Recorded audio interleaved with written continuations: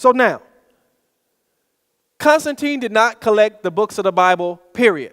Where did we get the Old Testament? In 1776, Benjamin Kennicott listed a total of 615 extant Hebrew manuscripts. What does that mean? They had, in 776, there were 615 Old Testament documents. 1890, there were 731. The oldest of these were from about the 9th century AD. So now, we have thousands of years after the Old Testament time frame that we have documents of the Old Testament. So now, for the longest time, people said, oh, but the closest one you have is from the 9th century. This is 2016, the 9th century. So that's the 800s. But we blew their socks off, the Dead Sea Scrolls. So now the argument has been, well, how do we know what's recorded is what was actually recorded then? Because the oldest documents we had were from the 9th century. But in 1890, this is before the Dead Sea Scrolls. In 1890, in Cairo, Geniza, manuscripts were found in the attic of a synagogue in Cairo, Egypt. Over 10,000 biblical texts were discovered, which were dated between the 10th and 12th centuries. But this is the one that rung their bell. 1947, an Arab shepherd boy who was pursuing a lost goat found thousands of manuscripts in 11 caves. Portions of every book of the Old Testament were discovered except the book of Esther. So now, what does this mean in plain English? They found manuscripts that were dated back to between the 1st and 3rd century. So we're talking about during the lifetime of the apostles to the 3rd century. And you know what they said? Exactly that we have today. So the Old Testament has already been validated. But even if we didn't do that, 285 years BC, most of the Jewish people no longer spoke Hebrew. They spoke Greek. So they were not able to read their text just as many Catholics don't read Latin anymore.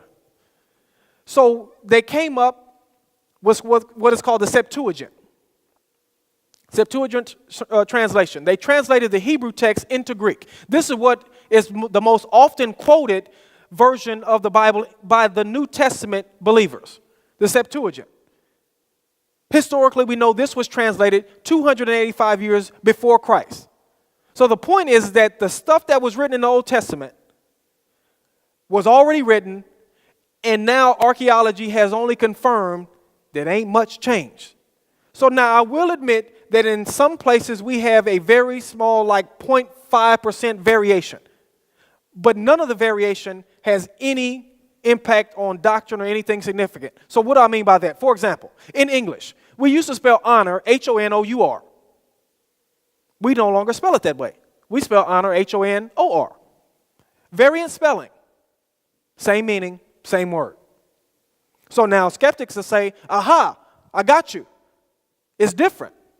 But I want you to understand how serious the Hebrew people were about translating the Bible. All they did was copy. So now, because everything was in scroll, they didn't have hard drives like we have now. They didn't have any of that. They copied it. So from birth, these people were raised up only to copy the text. And they would copy the text, and if something didn't make sense, they would not change it. They would make an annotation in the margin.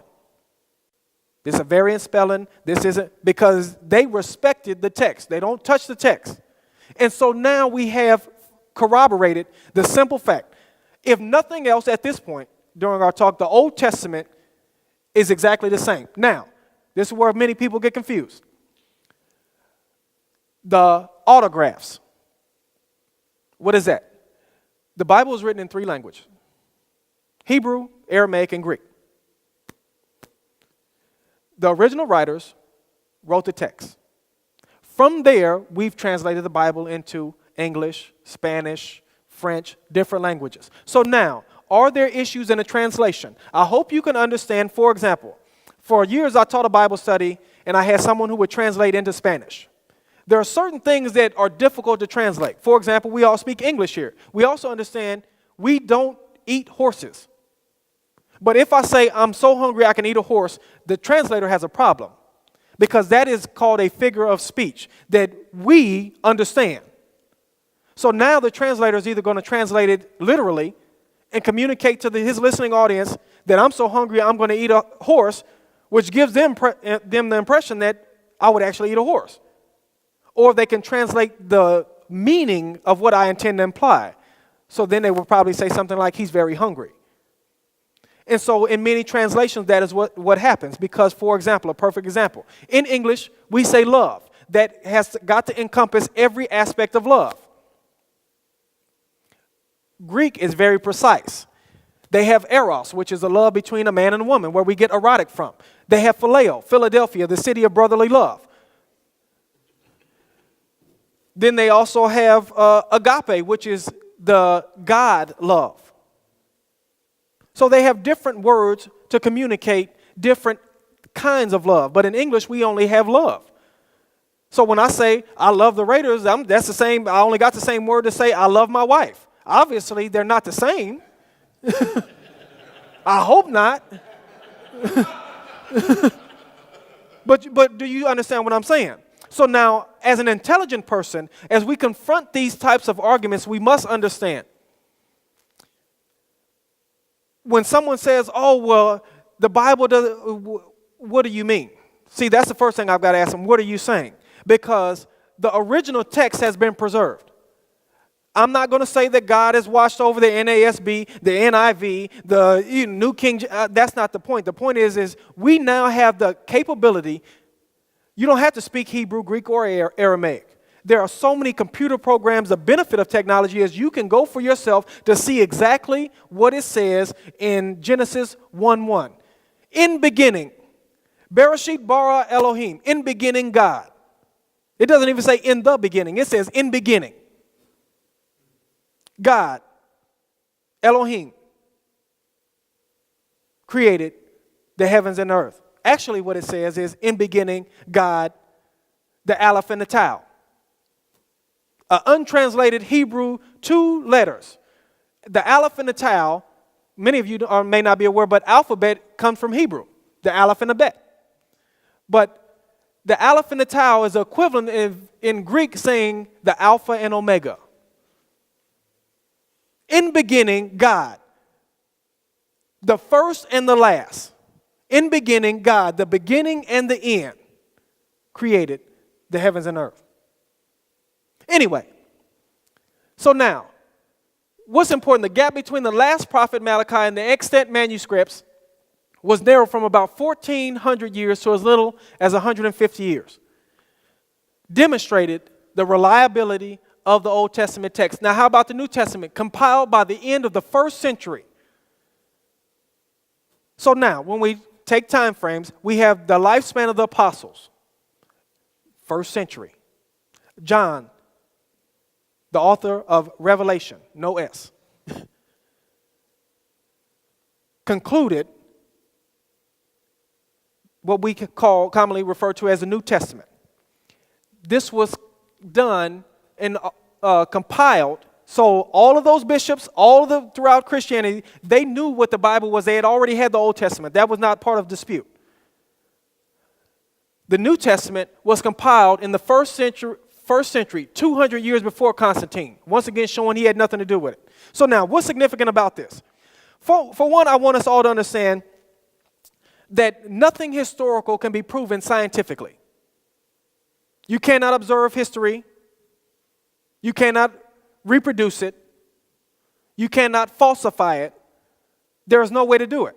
How do we know that John F. Kennedy was actually killed?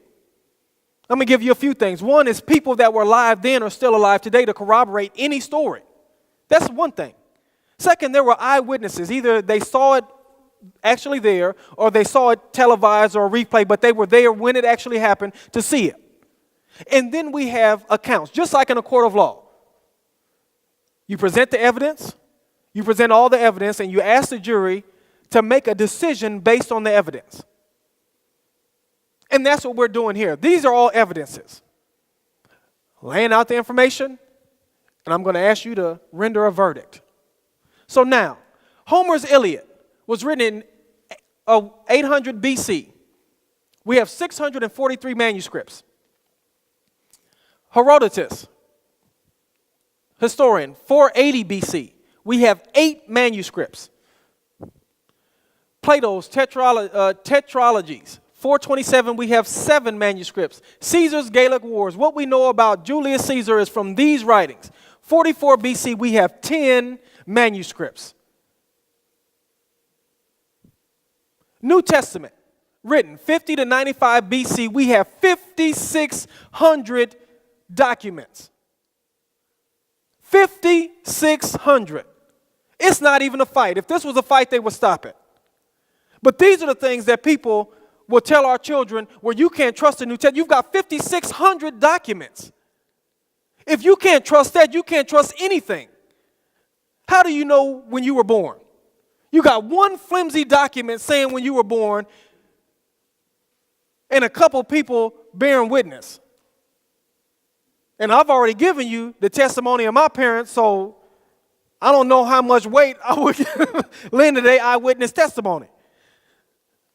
But you've got 5,600 documents. And for somebody to say, well, I only deal with things scientifically. And well, if we're just looking at things scientifically, just from a rational mindset, if you cannot trust 5,600 documents written in the lifespan of those that were actually there, what can you believe?